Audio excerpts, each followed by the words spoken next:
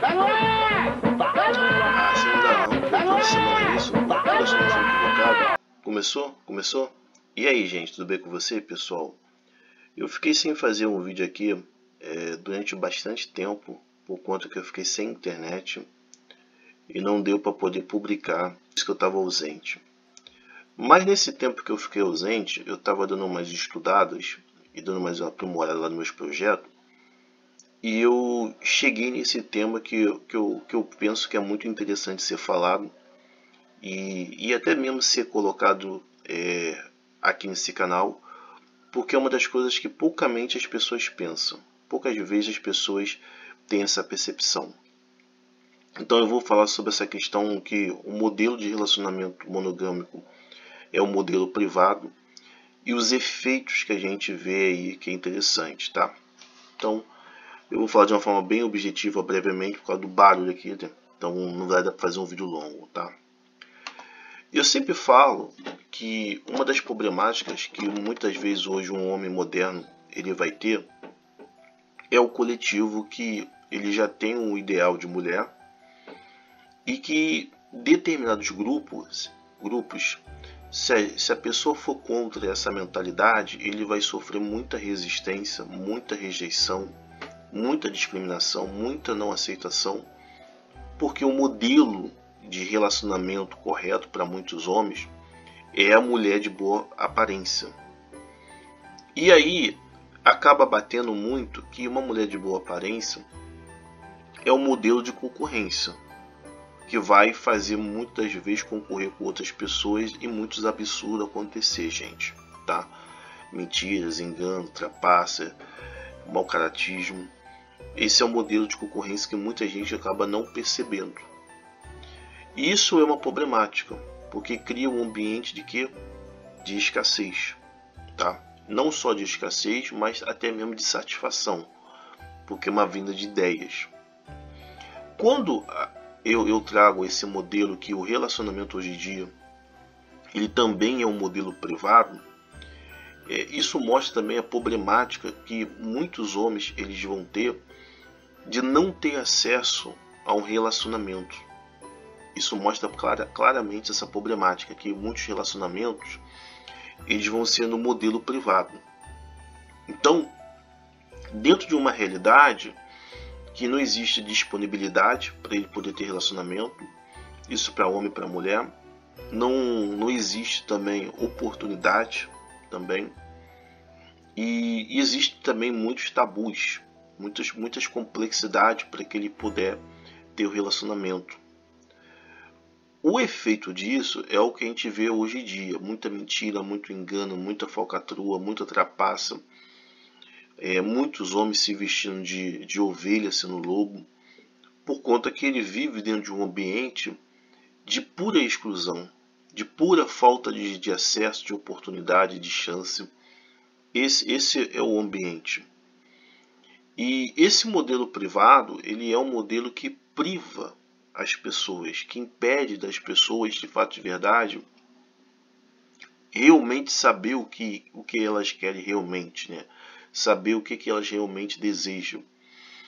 Muitas pessoas, através dos meus estudos, eles apontam que essa construção de um relacionamento privado, que seria um relacionamento monogâmico, ela é uma construção externa do coletivo. Ela não é uma construção que o próprio ser humano ele pensou, ele quis, ele determinou, e sim por fatores do meio ambiente que a pessoa vive, com as pessoas que ela vive. E de uma certa forma acaba reprimindo, de uma certa forma, o que elas queriam que seja da vida dela, o que elas realmente desejaria para a vida dela. Então cria um coletivo que se diz que vive uma coisa, mas que na prática vive outra coisas, por questões externas.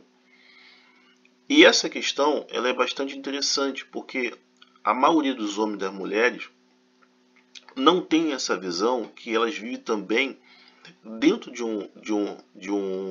um ambiente que também existe modelos privados. Só que é colocado com outras palavras, né, que fala de monogamia. Muitos seres humanos eles não conseguem enxergar isso. Eles não conseguem ver isso, porque é um modelo também que vai privar elas de acesso, de oportunidade, porque a área que ela mora não tem disponibilidade para todo mundo, de pessoas para ter um relacionamento. O que normalmente acaba acontecendo, e eu não quero dizer essas questões como uma retórica do primeiro ponto que eu falei, é o ser humano não conseguir superar. É o ser humano não conseguir, de uma certa forma, ter acesso às coisas. Porque para ele, para o ser humano que tem um certo tempo de vida, tudo para ele é novo. Tudo para ele é recente. Tudo para ele, de uma certa forma, é uma novidade. Então, ele não atingiu aquela idade que ele já tem um certo conhecimento, uma certa profundidade, uma certa desenvolvimento, tá? Isso, claro que não é para todos, mas assim, de entender que ele precisa tomar determinadas atitudes para ele poder ter acesso, para ele poder ter oportunidade, para ele poder, de fato de verdade, usufruir, entende?